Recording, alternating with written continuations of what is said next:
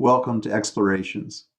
In this third of a four-part conversation with Seth Kahan, who's the author of Visionary Leadership, Getting Change Right, and Getting Innovation Right, Seth discusses the role that story plays in innovation and how we can harness the power of meaning in our lives to build a more resilient future. So let's get to it. You also write in your books about innovation, and you talk about an interesting concept that really is a story concept, I think, which is inflection points. Mm. And I love the notion of an inflection point. And I think it kind of weaves back to what you're talking about, is that there are certain inflection points in our own life and in the life of a company or an organization uh, where there's an opportunity to go in one of many different pathways, and we can choose the story we want to create. Correct? Yeah, correct. Yeah, an inflection point is an irreversible trend that changes the way that you relate to your beneficiaries or your customers or your members. And organizations can actually create inflection points. They can they can take advantage of them, like Zoom taking advantage of the pandemic is an example of that. But an organization can create one, which is what Apple has done with their products by creating this ability of all of the different devices that you have to be in sync and all of the different apps that you have to talk to each other. I mean, when that was first coming out, and we'd look at the different apps on Apple, like the internet and the telephone and the to-do list, people thought that was small stuff. Like, how could you build a company on that? Now we see this integration is where the action is. And that's propelled this organization into one of the most successful companies on the planet. So these inflection points can be created, and the stories can a lot of times identify where is it that an inflection point potential is. Where's a possible place where I might be able to leapfrog ahead or accelerate the success of my organization. Yeah, you know what I've found in my work is that if we think about our organization as a story, that it is on a journey, and if you understand and are able to see things through the lens of story, it really frees you up to suddenly realize that you can be the author of this future. You know, we can't control every variable, but we certainly can set a very clear trajectory, right? Right. Yeah. Yeah.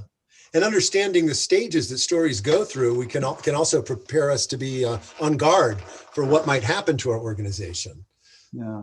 So, you know, one of the things I have written about in the new book will be coming out is about envisioning the future, and that's one of the things that stories can help us. And you just talked a moment ago about scenario planning. How do you help people begin to really imagine and I, you know, some of us are better at it than others. I think that we do a better job of being able to imagine possibilities. What is it you do when you're working with clients to engender that in them? Well, this is one of the reasons why I'm so excited about your book, is because I believe that there is such a thing as story intelligence. And I think that when people begin to think in terms of narrative and story, it changes or gives them a new tool set that is very powerful. And the investment, because I believe that storytelling comes naturally to human beings, not Hollywood stories. That's one version of storytelling, but the basic idea of narrative and the cause and effect and how we string sequences of events together, which can go all the way back to 2-year-olds, right? They when they open up their mouths or start using sign language, the first things that come out are stories, and they're not protagonists and plot development. It's this happened, this happened, this happened. And that's a story in its most primitive form. And so I see that this intelligence, if you think of basic understanding of story as kind of like folk tales and fairy tales and soap operas, Hollywood, that's a very kind of introductory view of stories. But when you start getting into the content that's in your book, then you start developing a much more sophisticated tool set, and it's extraordinarily powerful in harnessing and mobilizing groups of human beings uh, penetrating into some of the mysteries of our universe and the way that we create meaning, which is turning out to be one of the core attributes of not just being human, but of things like satisfaction. And I'm looking at right now. I'm working with the National Academy of Medicine and their clinician well-being, and we're looking at burnout. And one of the things we know is that meaning has a huge impact, right? Mm. You can have a doctor who's working 18 hours a day, has no work-life balance, and not burning out, and would work 20 because they believe that what they're doing are actually helping patients. And then you can have another doctor who's working 12 hours a day, who's got perfect work-life balance, and they're fried because they're spending 6 hours a day doing something that they don't believe is helping anybody. And, look at that. What does that mean? It means that meaning is actually regulating the physical body and our ability to perform under duress. I mean, that's profound, right? In our relationship to stress.